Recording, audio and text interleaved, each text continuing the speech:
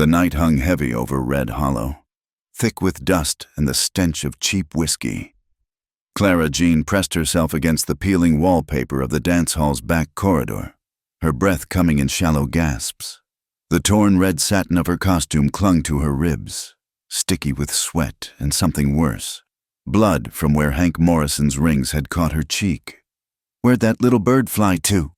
Morrison's slurred voice echoed from the main room, followed by the cruel laughter of his companions. "Can't hide forever. Clara Jean." She knew he was right. In a town like Red Hollow, there was nowhere for a dance hall girl to run. The sheriff wouldn't help. Morrison owned half the businesses on Main Street. The other girls wouldn't risk their own necks. And beyond the town's borders lay nothing but desert, mountains, and death. Clara's bare feet moved silently across the splintered floorboards. She'd lost her shoes somewhere between Morrison's grabbing hands and her desperate flight from the stage. The back door beckoned, a rectangle of lesser darkness against the wall. She fumbled with the latch, wincing as metal scraped against metal. There! Back door!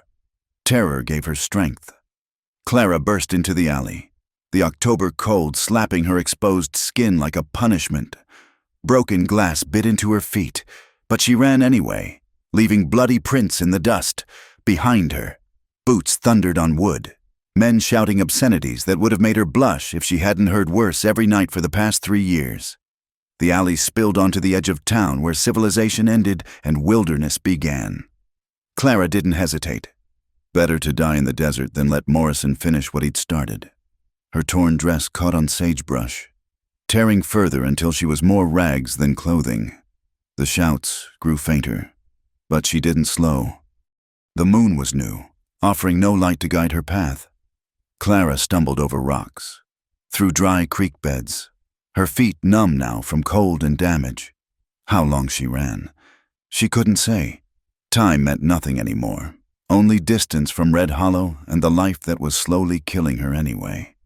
When her legs finally gave out, she collapsed beside a massive boulder, its surface still warm from the day's sun. Clara curled against it, shaking not just from cold but from the bone-deep exhaustion of someone who'd been running much longer than just tonight.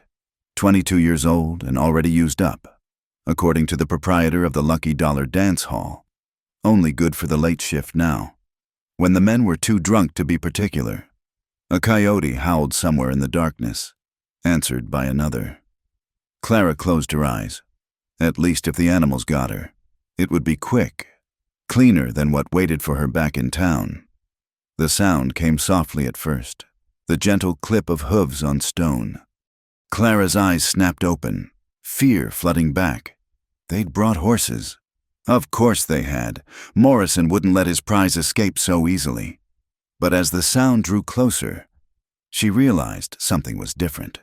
Just one horse, moving slowly, deliberately. No voices, no torches. The rider emerged from the shadows like he was part of them, tall, broad-shouldered, moving with a grace that spoke of someone born to this land, not merely surviving in it. Apache. Clara's heart hammered against her ribs. She'd heard the stories, seen the fear in men's eyes when they spoke of the warriors who still roamed these mountains. Yet she couldn't move, couldn't run anymore, even if she'd wanted to.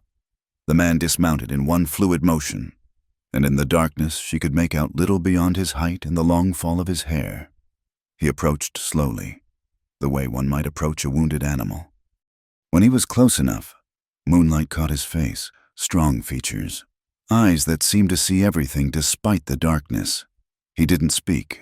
Instead, he shrugged off the heavy animal skin draped over his shoulders and held it out to her. Clara stared, uncomprehending. In her world, men didn't offer, they took, when she didn't move. He stepped closer, and she flinched instinctively. He stopped, then very slowly, very carefully, draped the skin around her shoulders. The warmth was immediate, overwhelming. It smelled of smoke and pine and something wild. The Apache warrior, for warrior he surely was, with the knife at his belt and the rifle slung across his back, studied her for a long moment. His dark eyes took in the blood on her face, the torn dress, her brutalized feet. Something shifted in his expression. Though Clara couldn't read what, He turned to his horse, a paint mare that stood patient as stone, and swung up into the saddle. Then he looked back at Clara and extended one hand down to her, not grabbing, not demanding, offering. Clara Jean had learned long ago that nothing came free, especially from men. But she was beyond caring about price now. She was cold, hurt, and if she stayed here, she'd be dead by morning, either from exposure or from Morrison's men. She grasped his hand. His strength surprised her as he lifted her easily onto the horse in front of him, settling her sideways across his lap like she weighed nothing.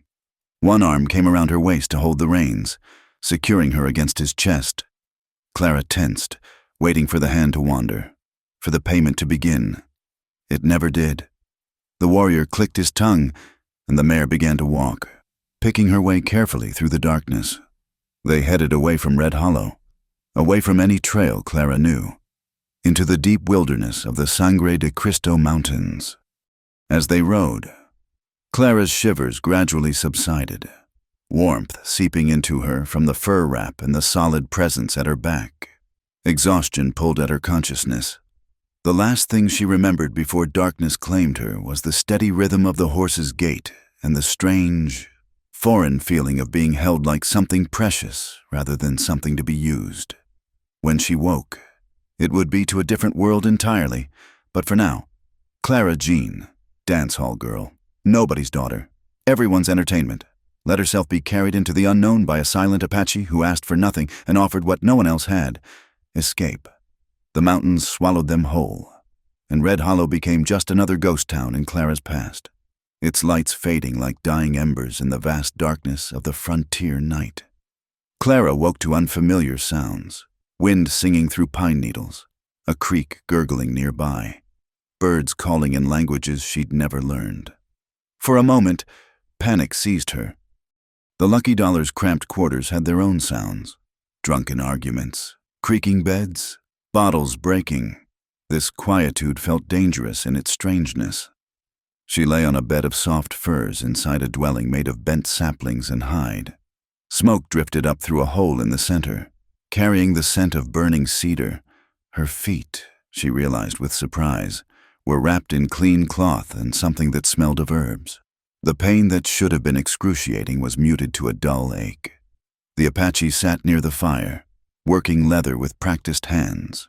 In daylight, she could see him clearly, perhaps 30 years old, with the kind of stillness that made him seem carved from the mountain itself.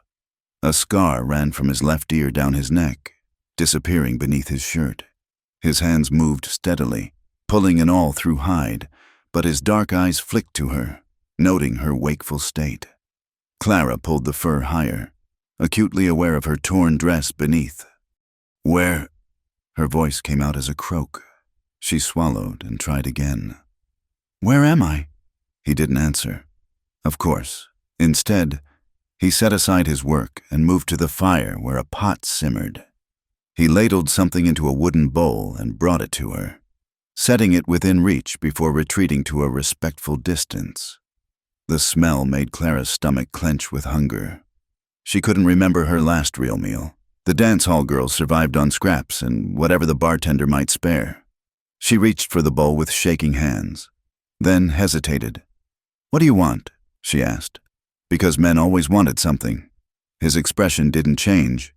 He simply gestured to the bowl, then returned to his leather work. The broth was rich with meat and wild onions, better than anything she'd tasted in years. Clara ate slowly, watching him over the rim of the bowl. He never looked at her directly, seemed to barely notice she was there. It was unsettling. Men always watched the dance hall girls, eyes hungry even when their bellies were full. Days passed in this strange rhythm. The Apache, she'd taken to thinking of him as her silent guardian, tended her injuries with gentle efficiency. He showed her, through demonstration rather than words, how to bank the fire at night, where to find fresh water, which roots were safe to eat. When nightmares woke her, Morrison's hands, the crowd's laughter, the endless nights of performance, he'd simply add wood to the fire, the added light pushing back the darkness. On the fourth day, Clara found courage, My name is Clara Jean, she said while they ate. Clara Jean Winters, though I doubt that matters much. He paused in his eating, considering. Then he touched his chest and shaped a word. Taza. Taza, she repeated, and something shifted in his expression. Approval, perhaps, at her pronunciation. That evening, as Clara struggled to mend her dress with clumsy fingers, Taza set a bundle beside her. Inside were clothes, a simple skirt and blouse, worn but clean, clearly traded from some settler woman. Clara held them up, blinking back tears she couldn't explain. I can't pay you, she said quietly.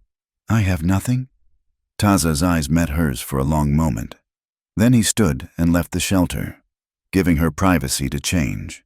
When Clara emerged, feeling more human than she had in years, she found him teaching her through gestures how to set a snare for rabbits. The days blurred together. Clara learned to read the forest's moods, to move quietly, to find food in what had seemed barren land. Her feet healed, leaving scars but no lasting damage. Her other wounds, the ones that didn't show, began to scab over too. She started talking more, filling the silence with stories Taza couldn't interrupt. About the father who'd sold her to settle a poker debt when she was 15.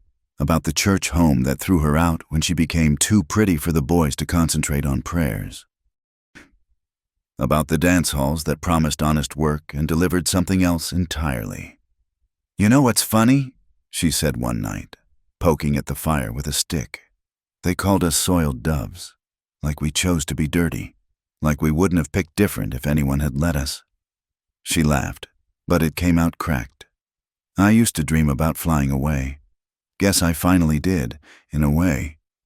Taza was sharpening his knife, the steady scrape of stone on steel rhythmic in the darkness. At her words, he paused. When Clara looked up, she found him watching her with an expression she couldn't name. He set down the knife and touched his throat, then made a cutting motion.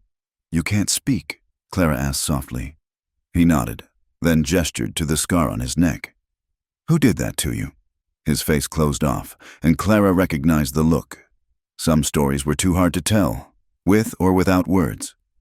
She understood. They sat in companionable silence until the fire burned low. One morning, Clara woke to find Taza preparing for a hunt. He showed her how to load his rifle, pointed to the shelter, then to her, stay here, stay safe. But when he returned at dusk, Clara had not only maintained the fire, but had successfully snared 2 rabbits and gathered a basket of roots. The surprise in his eyes was worth the hours of patient waiting. That night, he gave her a knife of her own. As winter approached, their routine deepened. Taza taught her to read weather signs, to preserve meat, to waterproof hides. Clara shared what she knew, songs from her childhood, stories from the books she'd read in the church home before they'd cast her out. Even a few dance steps that made Taza's mouth quirk in what might have been a smile. But it was the night Clara's fever broke that something fundamental shifted between them. She'd pushed too hard, stayed out too long gathering firewood, and paid the price. For 2 days she burned and shivered while Taza tended her with the same quiet care he'd shown from the beginning. When consciousness finally returned properly, she found him sitting beside her, one hand resting near, but not touching, hers. I thought I was dying, she whispered. He shook his head firmly, then did something that stole her breath. He reached out and tucked a strand of hair behind her ear, his fingers barely grazing her skin. The gesture was so tender, so careful, that Clara felt tears spring to her eyes.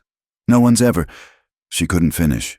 No one had ever touched her with such reverence, as if she were something that might break, something worth being careful with. Taza withdrew his hand, but his eyes remained steady on hers. In them, Clara saw recognition. He knew what it meant to be handled roughly, to have gentleness withheld until you forgot it existed. Whatever had stolen his voice had taken more than words. They were 2 damaged souls, she realized, healing in the silence between them. And maybe that was enough. Maybe that was everything. Winter settled over the mountains like a heavy blanket, transforming their hidden valley into a world of white silence. Clara had never known such peace could exist. She'd grown strong in these months, her hands calloused from real work instead of clutching at men's shoulders, her body lean and capable rather than soft and ornamental. She moved through the shelter with purpose now, tending the fire, preparing meals, mending clothes with stitches that had become sure and even. When Taza returned from checking his trap lines, she'd have warm food waiting, and they'd share the comfortable quiet of two people who'd learned each other's rhythms. "I'm going for firewood," Clara announced one crisp morning, wrapping herself in the rabbit fur cloak she'd helped Taza make. He looked up from where he was fletching arrows, a slight frown creasing his brow. Snow had fallen heavily the night before, and while the storm had passed, the world outside was treacherous with hidden ice. He gestured to himself, then to the woodpile. He would go instead. "No," Clara said firmly. "I need to do this. I need to be useful." Something flickered in his eyes at that word. Useful. He knew too well what kind of usefulness had been demanded of her before, but he also understood pride, the need to contribute, to be more than a burden. After a long moment, he nodded. Clara smiled, the expression still feeling foreign on her face sometimes. She'd forgotten how to smile without it being a performance.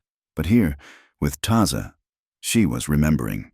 The woodpile wasn't far, just beyond a cluster of boulders that sheltered it from the worst of the weather. Clara had made the trek dozens of times, but the fresh snow had changed the landscape, hiding familiar landmarks and, more dangerously, obscuring the narrow ravine that cut through the hillside. She was reaching for a likely branch when the ground gave way beneath her. Clara's scream cut through the mountain air as she tumbled into the ravine, her ankle twisting viciously as she fell. She landed hard among rocks and old snow, pain shooting up her leg like lightning. "Taza!" The name tore from her throat before she remembered he couldn't hear her, couldn't answer. She was alone, just like always. The old panic clawed at her chest, abandoned, forgotten, left to die because that's what happened to women like her. But no, this wasn't Red Hollow. Taza would notice her absence. He would come. Clara tried to stand and nearly fainted from the pain. Her ankle was badly twisted, maybe broken. The ravine walls were steep, slick with ice. Even with two good legs, climbing out would be difficult. She pulled the fur cloak tighter and prepared to wait, fighting down memories of other times she'd been trapped, helpless, at someone else's mercy. The sun tracked across the sky, and with its movement came cold that bit deeper than the mountain wind. Clara's teeth chattered as she pressed herself against the ravine wall, seeking any protection. How long before Taza realized? How long before he found her? A scatter of snow from above made her look up. Taza stood at the ravine's edge, his dark eyes taking in her position, the awkward angle of her foot, the tear tracks frozen on her cheeks. Without hesitation, he began to descend, finding handholds she never would have seen. When he reached her, his hands went immediately to her ankle, checking the injury with gentle expertise. Clara hissed in pain, and he looked up, apology clear in his expression. He pulled off his own coat, warmer than hers, and wrapped it around her before she could protest. Then, with movements that spoke of incredible strength, he lifted her onto his back. Clara wrapped her arms around his neck, burying her face against his shoulder as he began the impossible climb. His breathing stayed steady even as he navigated ice and loose stone, carrying her weight as if she were no more than the wood she'd gone to gather. They made it to the top just as the sun began to sink. Taza didn't stop there. He carried her all the way back to their shelter, through deepening snow, without pause or complaint, inside. He settled her on the furs and immediately began tending to her ankle, binding it with strips of hide and applying a poultice that smelled of pine and something medicinal. Clara watched his face as he worked, noting the furrow of concentration between his brows, the careful way he handled her injured foot. When he finished, he sat back on his heels and looked at her with an expression she couldn't read. "I'm sorry," she whispered. "I should have been more careful." He shook his head sharply, almost angrily. Then he did something that stole her breath. He took her hand in both of his and pressed it to his chest, over his heart. The gesture was clear. "You scared me. Don't apologize for scaring me." Clara felt tears prick her eyes. "No one's ever come looking for me before," she admitted. "When I fell, I thought maybe this was where it ended. Another dance hall girl disappearing into nothing." Taza's grip on her hand tightened. He reached up with one hand to cup her face, thumb brushing away a tear that had escaped. His eyes held hers, fierce and protective, saying what his voice couldn't. "You're not nothing, not to me." The moment stretched between them, charged with something Clara had never felt in all her years of forced intimacy. This was different. This was choosing and being chosen, wanting and being wanted, not for what she could provide, but for who she was. She leaned forward, just slightly, and Taza met her halfway. Their foreheads touched, breathing the same air, sharing the same space. Clara's free hand came up to rest against his chest, feeling his heartbeat, rapid now, matching hers. "Taza," she breathed, and his eyes fluttered closed as if his name on her lips was a physical touch. They stayed like that, suspended in possibility, until the fire crackled and broke the spell. Taza pulled back, but slowly, reluctantly. He kept her hand as he moved to tend the fire, as if he couldn't quite bear to break the connection entirely. As the evening deepened, Clara found herself watching him with new eyes, the way he moved with such deliberate grace, never wasting motion. The careful way he'd arranged their living space so she had privacy when she needed it. The patience with which he'd taught her survival skills, never growing frustrated when she struggled. He'd saved her in more ways than one. She realized, not just from Red Hollow, not just from Morrison and men like him, but from the belief that she was only worth what others could take from her. When it came time for sleep, Taza surprised her again. He'd been working on something for days, keeping it hidden when she tried to peek. Now he presented it to her, a necklace made from carved wooden beads and small pieces of polished stone, strung on braided sinew. It was simple, even crude by town standards, but Clara handled it like precious jewelry. "It's beautiful," she said, and meant it. Taza gestured for her to turn around. Clara lifted her hair, shivering as his fingers brushed her neck while fastening the clasp. When she faced him again, his eyes lingered on the necklace where it rested against her throat, and something possessive flickered in his expression. Without thinking, Clara reached out and placed her palm flat against his chest.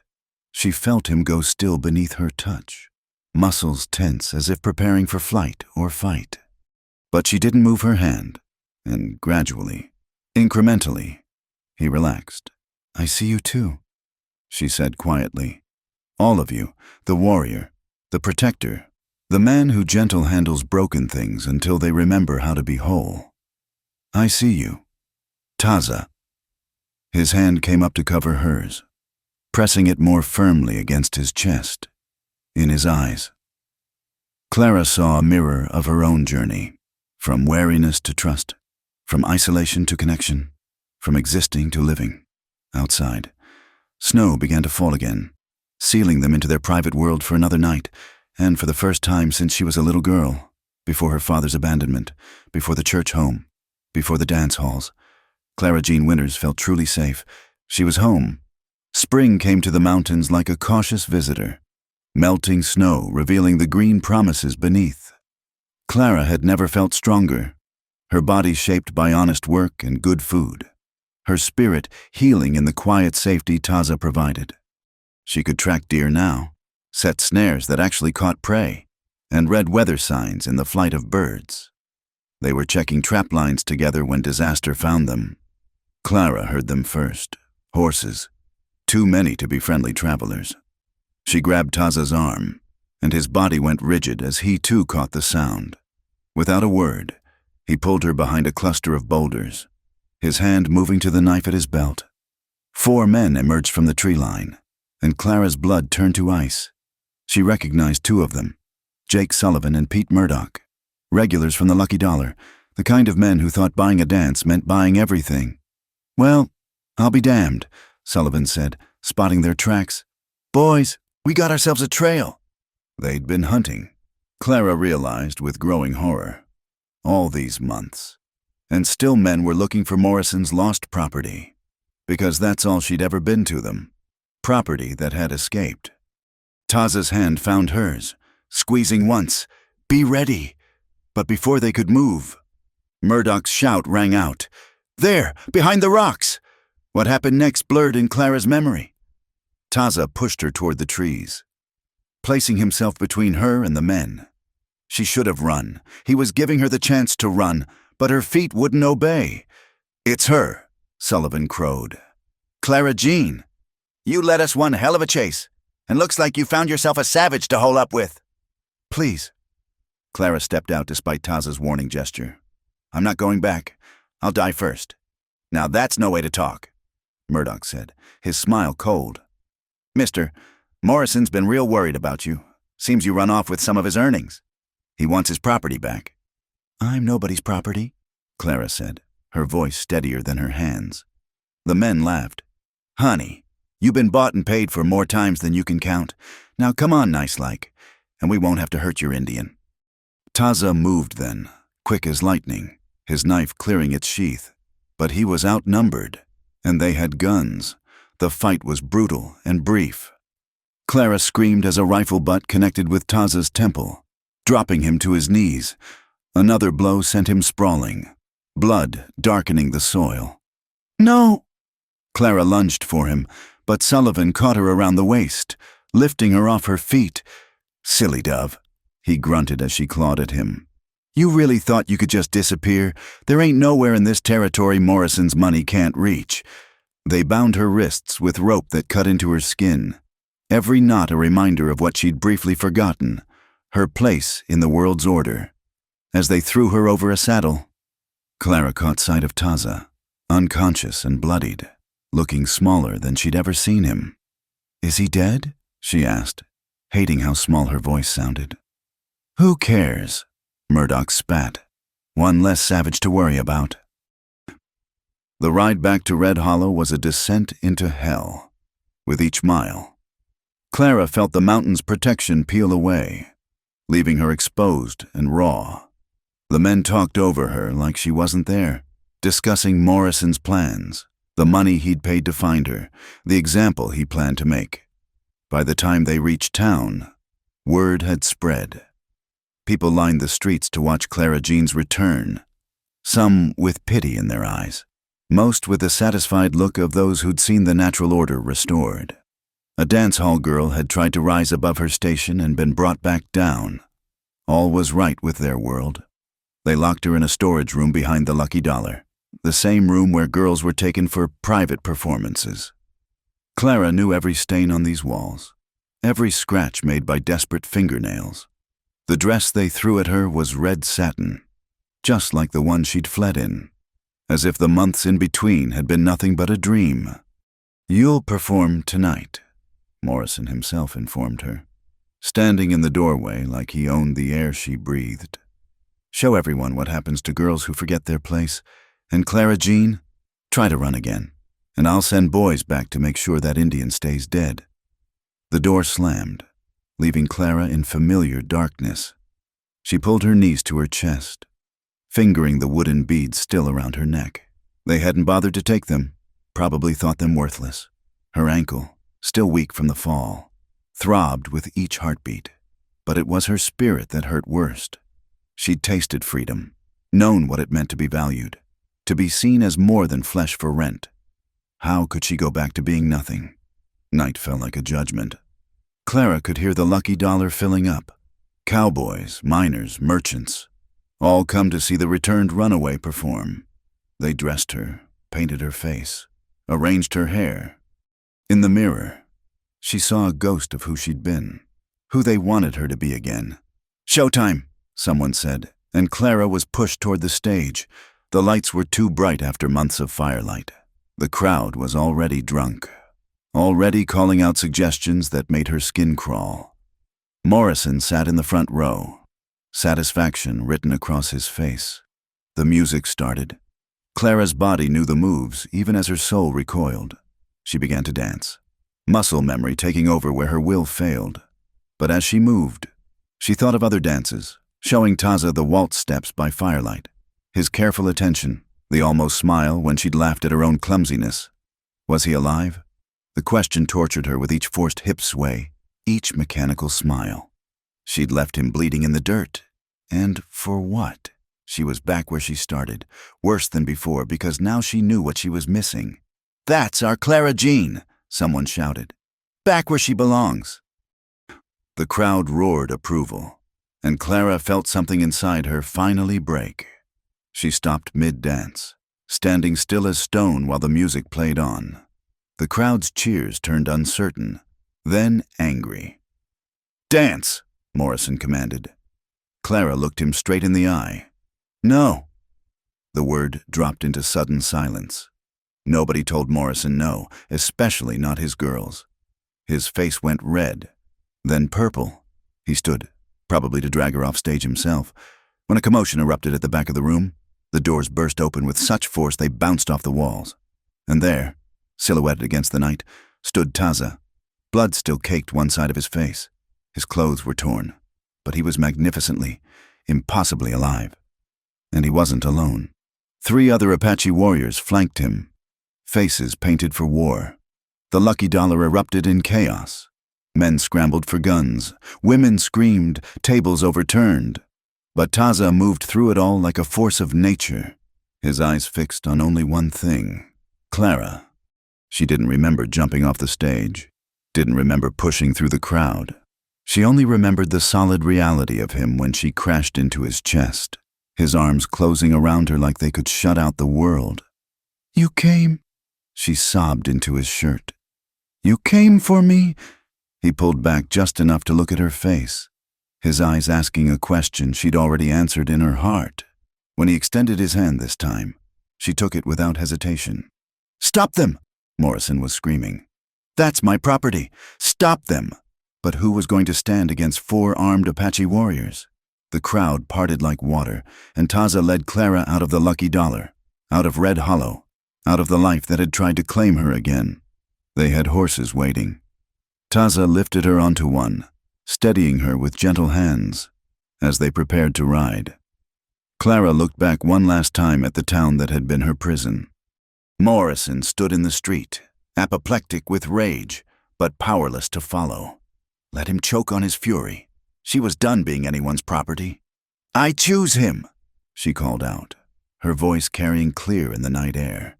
"You hear me? I choose him, and I choose to be free." Then they were riding, flying through darkness toward mountains that welcomed them home. Clara pressed close to Taza's back, feeling his heartbeat, solid and real and hers. She had been rescued from Red Hollow twice now, but this time was different. This time, she knew she was worth saving. They rode through the night without stopping, the Apache warriors setting a punishing pace that the pursuing townsfolk couldn't hope to match. Clara clung to Taza, her dance hall dress a splash of inappropriate red against his dark clothing. The other warriors, she learned their names were Naichi, Victorio, and Chato, spoke to Taza in rapid Apache, their voices carrying urgency. Only when dawn painted the mountains pink did they finally slow. The warriors had led them to a different place than Taza's shelter, a hidden canyon where a larger band waited. Women and children emerged from wiki-ups, eyeing Clara with curiosity and some suspicion. A woman who might have been Taza's sister pressed a bundle of proper clothing into Clara's hands, gesturing toward a shelter where she could change. When Clara emerged in doeskin dress and leggings, the red satin left burning in the fire pit. She felt the last chains of Red Hollow fall away. Taza waited by the horses, and the relief in his eyes when he saw her made her throat tight. They traveled for 3 more days, deeper into territories no white man knew. The other Apache gradually peeled away, returning to their own bands, until it was just Clara and Taza again, heading for a new shelter he'd prepared far from any trail. This dwelling was better hidden than the first, tucked into a box canyon with only one way in or out. A spring bubbled from the rocks, feeding a small pool. Ancient pictographs decorated the canyon walls. It was a sacred place. Taza made her understand, where his people had come for generations, seeking solitude and healing. That first night in their new home, Clara couldn't stop shaking. The adrenaline that had carried her through the escape finally crashed, leaving her raw and exhausted. Taza built up the fire and sat beside her, not touching but close enough that she could feel his warmth. "I thought they'd killed you," she whispered. "When I saw you fall, I thought—" Her voice broke. Taza touched the dried blood on his temple, then shrugged as if to say it was nothing.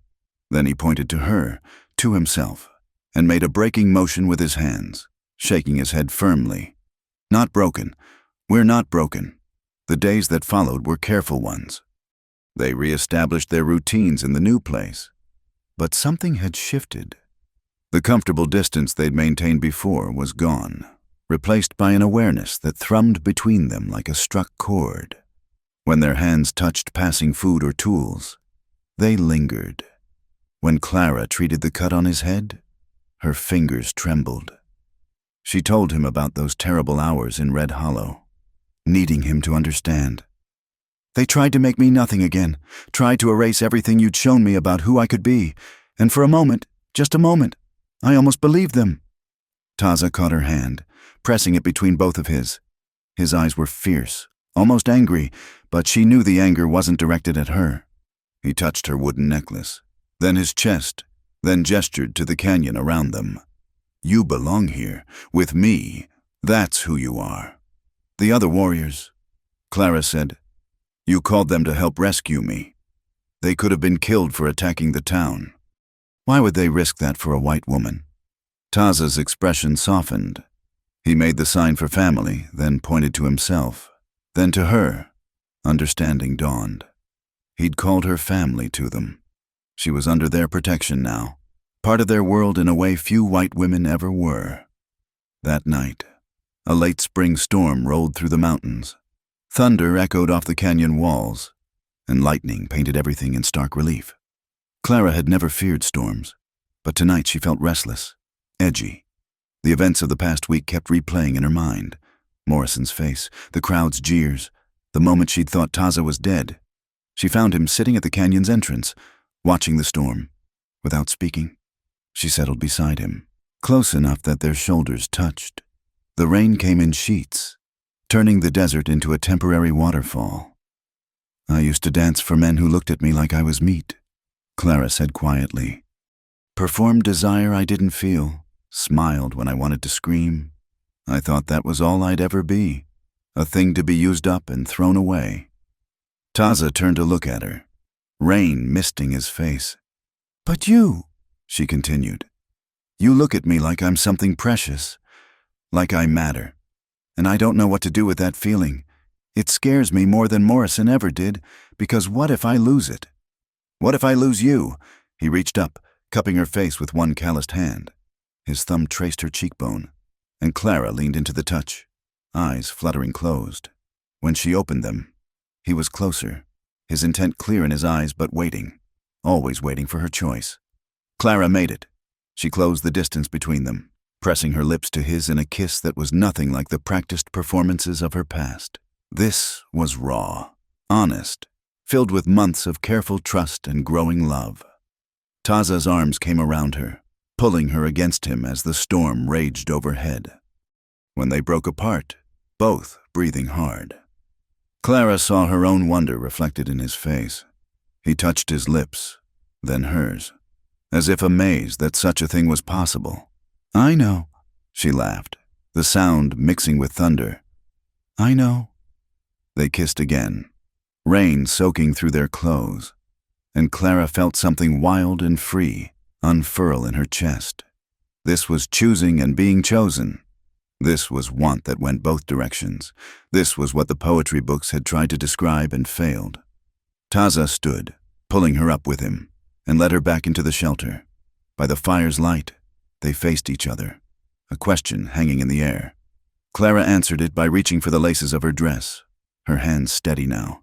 This wasn't performance. This was truth. "I've never," she started to say, then stopped. She'd been with countless men, but she'd never been present for any of it, had learned to separate her mind from her body so thoroughly that she'd forgotten they were meant to be connected. "I've never been here before, really here. Do you understand?" Taza nodded slowly. He took her hands, stilling them on the laces, and pressed them to his heart instead. She felt it racing under her palms, matching her own. Then, with infinite care, he began to help her undress. But it was nothing like the rough handling she'd known. Each revealed inch of skin was honored, each scar acknowledged, the ones that showed and the ones that didn't. When Clara stood before him with nothing but firelight and shadow for covering, she waited for shame that didn't come. Taza's eyes held only reverence, only love. He shed his own clothes, revealing his own map of survival, scars from battles, from the attack that had stolen his voice, from a life lived hard in an unforgiving land. They came together slowly, carefully, learning each other's language without words. Clara discovered she could feel desire, real desire, not the pantomime she'd performed for years. Her body remembered how to respond when touch meant connection instead of transaction. Afterward, they lay entwined on the furs, sweat cooling in the storm-washed air. Clara traced the scar on Taza's throat, understanding now that they'd both been robbed of voice in different ways. He'd lost his words. She'd lost her right to say no. But here, together, they'd found a new language. "I love you," she said, the words feeling strange and wonderful in her mouth. She'd said them before, countless times, empty phrases thrown to eager audiences, but she'd never meant them until now. Taza pressed his lips to her forehead, her cheeks, her mouth, a benediction, a promise, a claiming that went both ways. He couldn't say the words back, but Clara felt them in every touch, saw them in eyes that had first looked at her with such careful kindness. Outside, the storm moved on, leaving the desert washed clean and new. Inside, two damaged souls held each other, no longer broken but whole in ways they'd never expected. The world beyond their canyon might not understand, might condemn, might pursue, but here, in this sacred space, Clara Jean Winters and the silent Apache warrior named Taza had found something worth any price. Home in each other's arms. The seasons turned, and with them, Clara and Taza built a life that belonged to neither world entirely, but was wholly theirs. Clara learned to work hides until they were soft as silk, to identify medicinal plants by scent alone, to read Taza's moods in the set of his shoulders or the tilt of his head. He taught her the names of stars in his language, drawing the sounds from her throat with patient repetition until she could speak them properly. Their love deepened with each passing day, expressed in 1,000 small gestures. The extra care Taza took skinning her rabbits, knowing she still struggled with the task. The way Clara would work bear fat into his scarred hands after a long day setting snares. The laughter they shared when she tried to teach him a Virginia reel and he countered with an Apache dance that left her breathless. But they both knew their peace was fragile. Men like Morrison didn't forget. And the price on Clara's head, for that's what it was. Really, a bounty on an escaped possession, would draw hunters as surely as honey drew bears. It was early autumn when Clara first suspected. The morning sickness hit her like a revelation, sending her stumbling from their shelter to retch behind a juniper bush. When she straightened, Taza was there, concern written across his features. But when their eyes met, understanding dawned simultaneously. Clara's hand went to her belly, still flat but holding promise. "A baby," she whispered, wonder and terror warring in her voice. "Taza, we're going to have a baby." His reaction stole her breath. Joy transformed his usually stoic features into something transcendent. He dropped to his knees before her, pressing his forehead to her stomach in a gesture so tender it brought tears to her eyes. When he looked up, his eyes were wet too. But with joy came fear. A child would make running harder. A half-breed baby, as the cruel world would name it, would face challenges neither of them could fully shield against. And yet, as Taza's hands cradled her belly with infinite care, Clara knew this child was already loved beyond measure. They began preparing immediately. Taza expanded their shelter, adding a separate space for the baby. He traded furs for cloth and needles, watching with soft eyes as Clara sewed tiny garments by firelight. He carved a cradle board in the Apache tradition, every detail perfect. Clara bloomed with pregnancy, her body changing in ways that had nothing to do with performance or pleasing others. This was her body creating life, and Taza honored every change. When her back ached, he would rub it without being asked. When her ankles swelled, he would massage them with cooling salves. When the baby first moved, he spent hours with his hand on her belly, face alight each time he felt a kick. "If it's a girl," Clara said one night, "I want to teach her to be strong, to know her worth isn't in what others can take from her, but in who she chooses to be." Taza nodded firmly, then pointed to himself, to her belly. This child would know both worlds. His gestures said, would be strong like the mountains, free like the wind. But the world has a way of intruding on even the most carefully guarded happiness. The hunters came as the first snows began to fall. Clara was gathering the last roots before winter when she saw them.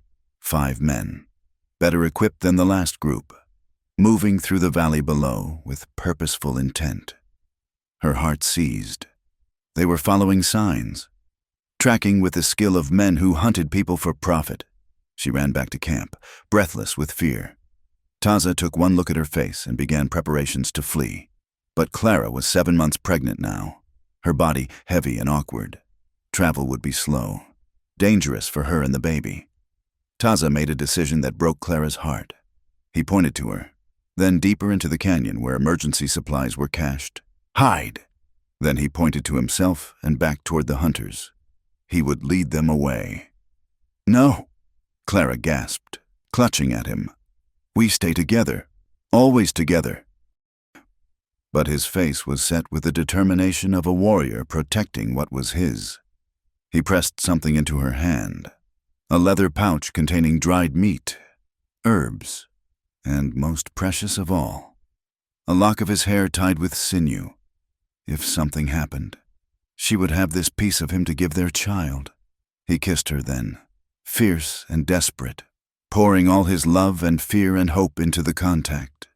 When he pulled away, Clara saw goodbye in his eyes. "You come back to me," she said fiercely, gripping his face between her hands. "You hear me, Taza? You come back to us." One last kiss, pressed to her belly where their child grew, and he was gone, disappearing into the forest like smoke. Clara forced herself to move, to hide as he'd instructed, even as everything in her screamed to follow.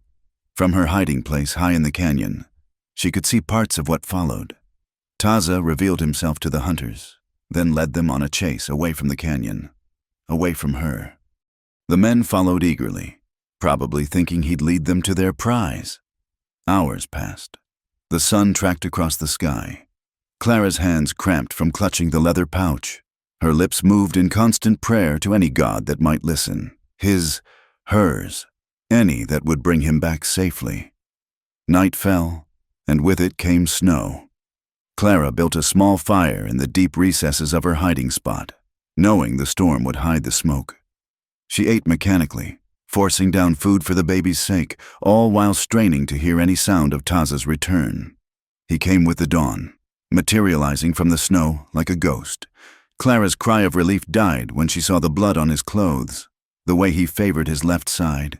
He'd been shot, the bullet cutting a furrow across his ribs, but he was alive, wonderfully alive, and the hunters were not with him. Clara tended his wound with shaking hands while he tried to convey what had happened. The hunters had followed him into a box canyon where his warrior brothers had been waiting. The fight had been brutal but decisive. The hunters would not be returning to Red Hollow with tales of Clara's location. "But more will come," Clara said quietly, reading the truth in his eyes. "Morrison won't stop, not ever." Taza touched her belly, then his chest, then made a sweeping gesture that encompassed their whole hidden world. He would protect them until his last breath, the gesture said. But Clara knew that might not be enough, not with a baby coming. Not with winter setting in, not with the kind of money Morrison would pay to get his property back. That night, as Taza slept fitfully beside her, fever from his wound making him restless, Clara made her own decision. Come spring, when the baby was old enough to travel, they would leave this place, go deeper into Apache territory, maybe even into Mexico, somewhere Morrison's reach couldn't extend. She placed Taza's hand on her belly, feeling their child respond to its father's touch even in sleep. "We'll be free," she whispered. "All of us. I promise." The wind howled outside their shelter, winter claiming the mountains with icy fingers. But inside, Clara felt a different fire burning, not just the one in their hearth, but the fierce love of a mother, a woman, a survivor who'd found something worth fighting for. Let Morrison send his hunters. Let the world condemn their love. She'd been reborn in these mountains, and she'd protect this new life, all their new lives, with everything she had. Taza stirred, his eyes opening to find hers in the firelight. Without words, he pulled her closer, careful of both her belly and his wound. They held each other through the storm, two warriors preparing for the greatest battle of their lives, the fight to give their child a future where love mattered more than law, where choice mattered more than ownership, where a dance hall girl and a silent Apache could write their own story in defiance of a world that said they shouldn't exist. The baby kicked between them, strong and sure, and Clara smiled through her tears. Already a fighter, like its parents, already perfect, already loved. Spring arrived with their daughter, a squalling, perfect child born as the first wildflowers pushed through melting snow. Clara had labored through the night with only Taza's steady presence for comfort, his hands cool on her fevered forehead, his eyes never leaving her face. When the baby finally came, her cry echoing off the canyon walls, Taza wept openly for the second time since Clara had known him. They named her Sarah, after Clara's mother. With an Apache name only Taza could properly sign, it meant Morning Star. She had her mother's fair skin, but her father's dark eyes, a combination that would mark her as between worlds wherever she went. But here, in their hidden sanctuary, she was simply perfect. The first months passed in a blur of feeding, sleeping when they could, and marveling at each tiny change. Sarah was a quiet baby, as if she'd inherited her father's silence, but her eyes tracked everything with alert intelligence. Taza would carry her for hours in the cradleboard, showing her their world, this plant for healing, these tracks mean deer, this is how the sky looks before rain. It was during one of these peaceful mornings that disaster struck again. Clara was washing clothes by the spring, Sarah sleeping nearby in a basket, when she heard horses, many horses.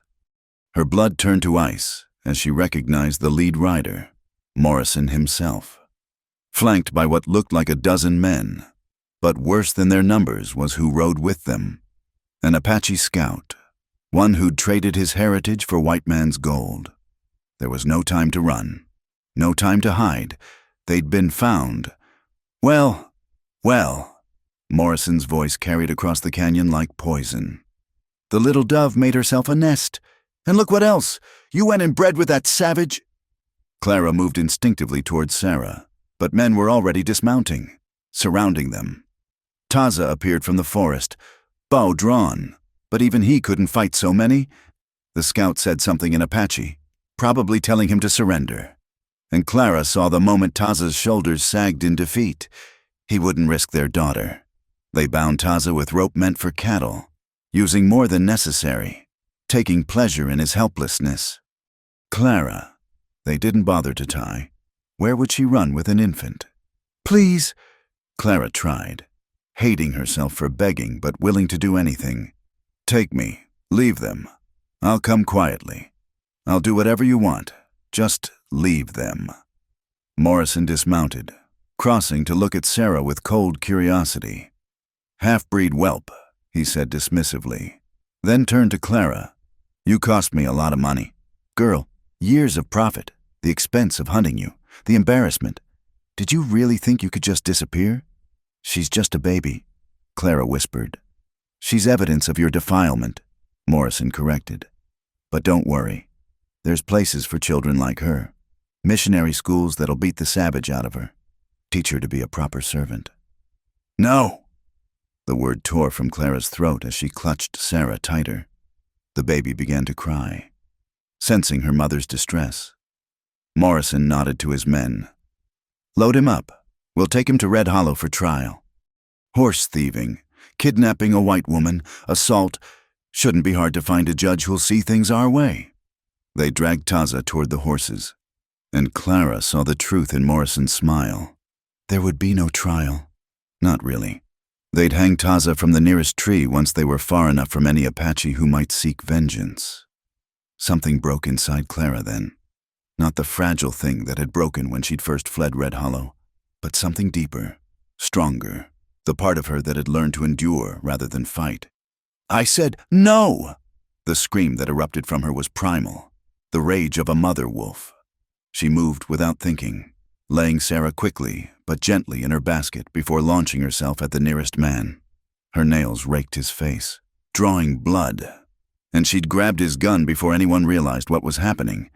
"Let him go," she said, voice steady now as she aimed at Morrison. "Let him go, or I'll kill you where you stand." Morrison laughed. "You won't shoot. Good girls don't." The bullet took his hat off, passing close enough to part his hair. The laughter died.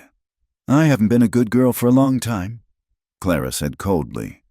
"And you made sure of that. Now let him go." For a moment, the canyon held its breath. Then Morrison nodded slowly to his men. They cut Taza's bonds, and he immediately moved to stand with Clara, adding his presence to her threat. But Clara knew this wasn't over. Morrison was a businessman above all. He understood negotiation. "What do you want?" she asked. "You," he said simply. "You come back, honor your contract, and I'll let your savage and the brat go. That's more than fair, considering my contract ended when you let that pig Morrison hurt me." Clara spat. "When you stood there laughing while he—" She cut herself off, aware of Sarah crying softly in her basket. "Then we have a problem," Morrison said, "because I'm not leaving empty-handed. Too much invested." It was Taza who moved then, signing rapidly to the Apache scout. The man looked surprised, then translated reluctantly. He says he offers a trade, the location of a gold vein in the eastern mountains, enough to make you richer than any dance hall could. Morrison's eyes sharpened with interest. Gold was the one thing that might outweigh his wounded pride. "And why should I believe a savage about gold?" Taza pulled something from his pouch, a nugget the size of a walnut, pure and gleaming. He'd found it years ago. He'd told Clara once, but left it and its source untouched. Gold brought nothing but evil to his people. "Well now," Morrison breathed, "that changes things." The negotiation that followed was tense, but greed won over revenge. Taza would show Morrison's men to the gold. In exchange, Morrison would leave, would stop hunting Clara, would forget she existed. Papers were drawn up, even there in the wilderness, a bill of sale, marking Clara as free of all obligations. "But if that gold isn't there," Morrison warned as his men prepared to follow Taza, "I'll hunt you to the ends of the earth, both of you." Clara held Sarah close as Taza led half the men away. He'd be gone 3 days. He'd signed to her, 3 days to show them the gold. Then he'd circle back. The remaining men made camp at the canyon's entrance, insurance that Clara wouldn't flee. Those were the longest 3 days of Clara's life. She tended Sarah, kept herself visible so the guards wouldn't worry, and prayed to every spirit Taza had taught her about. On the second night, she heard one of the men talking about the scaffold they were building in Red Hollow, just in case that savage tries anything clever. On the morning of the 4th day, riders appeared on the horizon. Clara's heart nearly stopped until she recognized Taza's form among them. The men were laden with gold ore, their faces alight with greed. Morrison counted nuggets with shaking hands. "It's real," he kept saying. "Mother of God, it's real." He looked at Clara one last time. "You're lucky that savage knew where to find this. Consider your debt paid." He held up the bill of sale. "You're free. Don't make me regret this." They left in a cloud of dust and avarice, already fighting over claims and shares. Clara didn't move until the last echo of hoofbeats faded. Then she was in Taza's arms, Sarah between them, all three clinging to each other as if the world might still try to tear them apart. That night, by their fire. Clara asked the question that had haunted her. The gold. Will they come back for more? Taza shook his head and signed a single word. Cave in. Understanding dawned. He'd shown them to the gold. Yes, but he'd also made sure they could only take what was easily reached. The rest was buried under tons of rock. A convenient accident that would be blamed on their own greedy digging. Brilliant, Clara breathed, then kissed him soundly. But they both knew this respite was temporary. Morrison might have his gold, but others would come.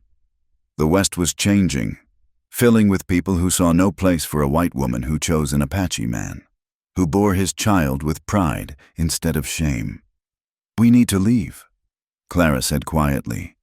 Go deeper into Apache lands. Or maybe Mexico. Somewhere Sarah can grow up free. Taza nodded, but gestured to the season. Too early for safe travel with an infant? They would prepare, gather supplies, wait for Sarah to grow stronger. For now, they were together. For now, they were safe. Clara nursed their daughter while Taza kept watch, and tried not to think about all the tomorrows when the world would test their love again. Morrison had his gold. Clara had her freedom, bought with cleverness and desperation. But most importantly, Sarah had both her parents, and that was worth more than all the gold in the mountains. The stars emerged one by one, and Clara found the morning star, their daughter's namesake. It shone steady and bright, a promise that darkness always ended, that dawn always came. She would hold on to that hope. They all would, together. The day of reckoning came sooner than expected. Clara and Taza had barely 2 weeks of peace before riders appeared again. Not Morrison's men this time, but something worse. Federal marshals with official papers and the weight of law behind their prejudice. They arrested Taza at dawn. 5 men with rifles ensuring he couldn't fight. The charges were what Morrison had threatened: horse theft, kidnapping, assault. But now, with the added weight of corrupting a white woman. Clara's protests, her insistence that she'd chosen freely, fell on deaf ears. Ma'am, you've clearly been under this savage's influence too long, the lead marshal said, not unkindly. Once he's dealt with, you can return to civilized society. Start fresh. Maybe find a proper husband who'll overlook your situation.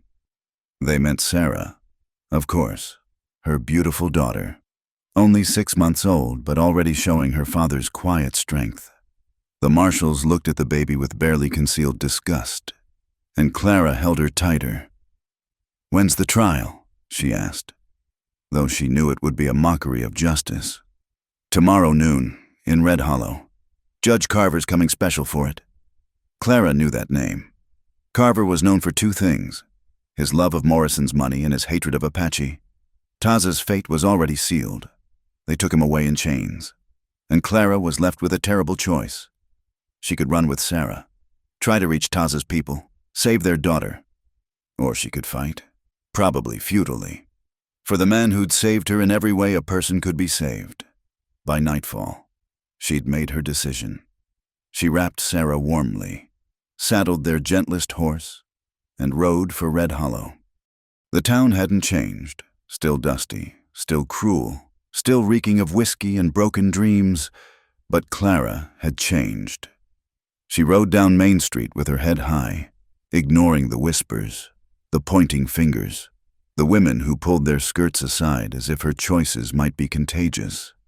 She found unexpected allies at the doctor's house. Old Doc Pritchard had patched up plenty of Apache over the years, often in secret, and his wife Martha had always shown kindness to the dance hall girls. They took Clara in without question, Martha immediately reaching for Sarah with grandmother's hands. Heard about the trial, Doc Pritchard said gruffly. That boy saved my life once. You know, Apache raid 3 years back, not his band, but he rode in anyway. Got me out. Been trying to figure how to repay that debt. Hope flickered in Clara's chest. Will you testify? Already planning on it. Got others too. Trader named Hoffman. Says Taza's the most honest man he's dealt with. The teacher's widow, Mrs. Elkins, says he brought her firewood all last winter after her husband died. But Clara, his face was grave. It might not be enough. Not with Carver. Clara knew he was right. Character witnesses wouldn't outweigh the fundamental crime in the court's eyes. An Apache who dared touch a white woman, no matter how willing she'd been. The trial was held in the saloon. Fitting, Clara thought bitterly, that Taza's fate would be decided in the same place she'd been bought and sold. They'd built a scaffold outside, visible through the windows, its message clear. Clara sat in the front row, Sarah in her arms, wearing her best dress, not red satin, but the simple calico of a respectable woman. She'd thought about leaving Sarah with Martha, but decided the court needed to see her, to understand what they were destroying. Taza stood in chains, dignified despite days of captivity. His eyes found Clara's across the room, and in them she saw not fear but sorrow, not for himself, but for her, for Sarah, for the life they wouldn't have together. The prosecutor made his case quickly. A white woman found living in degradation with a savage. Clear evidence of kidnapping and worse. The fact that she'd borne his child only proved how complete her defilement was. Several townsfolk testified to seeing Clara rescued from the Apache, though they conveniently forgot she'd gone willingly both times. When the defense's turn came, Doc Pritchard spoke eloquently about Taza's character, Mrs. Elkins tearfully described her kindness. Even Hoffman, risking his business relationships, testified to Taza's honesty. Then Judge Carver asked the question Clara had been dreading. "Does the woman wish to speak?" Clara stood. Sarah balanced on her hip. The baby was quiet, as if sensing the gravity of the moment. Clara had prepared words, reasonable arguments about choice and freedom and love, but standing there, seeing the closed faces of the jury, the eager crowd already tasting blood, she knew words wouldn't matter, so she spoke truth instead. "My name is Clara Jean Winters," she began. "I was sold to a dance hall when I was 15 years old, for 7 years. I was property. Men like Morrison, men like some of you in this very room, paid to use my body while denying I had a soul. I was nothing, less than nothing." Uncomfortable shifting in the crowd, but Clara continued. "Then I met Taza. He found me broken, bleeding, running for my life, and he did something no white man had ever done. He saw me as human. He offered help without taking payment. He taught me to survive, to be strong, to believe I had worth beyond what others could steal from me." Her voice grew stronger. "You want to call it corruption? Fine. He corrupted me into believing I deserved respect. He corrupted me into thinking my choices mattered. He corrupted me into loving someone who loved me back, wholly and truly." She looked directly at Judge Carver. "This child you see as evidence of crime? She's evidence of the first real choice I ever made. I chose her father. I choose him still. And if that's criminal, then your law means nothing." The silence that followed was deafening. Then Carver's gavel fell like thunder. "The defendant is found guilty on all charges, sentenced to be carried out immediately." The crowd erupted. Clara heard none of it. She was watching Taza, memorizing his face, the way his eyes stayed steady on hers even now. He signed something quick. Their private language. "Love, always. Care for her." "No," Clara said, but rough hands were already dragging him toward the door, toward the scaffold. She tried to follow, but the crowd pressed close, some sympathetic but most eager for the spectacle. Then something unexpected happened. Old Martha Pritchard stepped in front of the marshal, holding Clara back. "You'll not prevent a wife from saying goodbye," she said firmly. "She ain't his wife." The marshal protested. "Says who?" "This from Mrs. Elkins, moving to stand with Martha. I witnessed their wedding myself. Beautiful ceremony." "So did I," added Hoffman. "And me." Doc Pritchard's voice was steel. "Apache ceremony, but legal as any other in God's eyes." More voices joined them. The few decent folk of Red Hollow, those who'd been helped by Taza or felt sympathy for Clara, creating a chorus of lies that were truer than any legal document. The marshal, faced with what seemed to be half the town's respectable citizens, reluctantly let Clara pass. She reached Taza at the scaffold's base. There was no time for all she needed to say, so she simply pressed Sarah into his arms. He held his daughter for the last time, his chains clanking as he kissed her forehead, whispered silent blessings against her skin. "I'll teach her about you," Clara promised, tears streaming freely. "About her brave, kind, wonderful father. She'll know she was loved. She'll know she comes from strength." Taza handed Sarah back, then signed one last thing. "Free, you are free." They hanged him as the sun reached its zenith, the desert light harsh and unforgiving. Clara didn't look away. She held Sarah and bore witness, letting the rage and grief and love burn into her bones. Someday, when Sarah was old enough, she'd need to know that her mother had been strong enough to watch, to remember, to carry the story forward. But the story didn't end there. As Taza's body was cut down, as the crowd began to disperse, a sound rose from the surrounding hills, Apache death songs, dozens of voices raised in mourning and warning. The town froze, suddenly aware that their justice might have consequences. Clara walked through the panicked crowd untouched, Sarah in her arms, Taza's necklace around her throat. At the edge of town, Naichi waited with horses. Taza's brothers had come, not for vengeance, but for family. They'd accepted her long ago, and now they would help her fulfill Taza's last wish, to be free.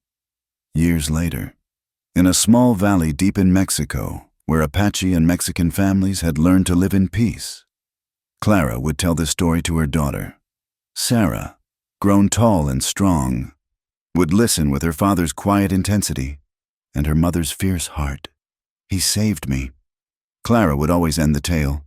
"In every way a person can be saved, and his love lives on, in you, in the choice to be kind when the world is cruel, to be strong when others would break us, to love freely despite those who'd cage our hearts."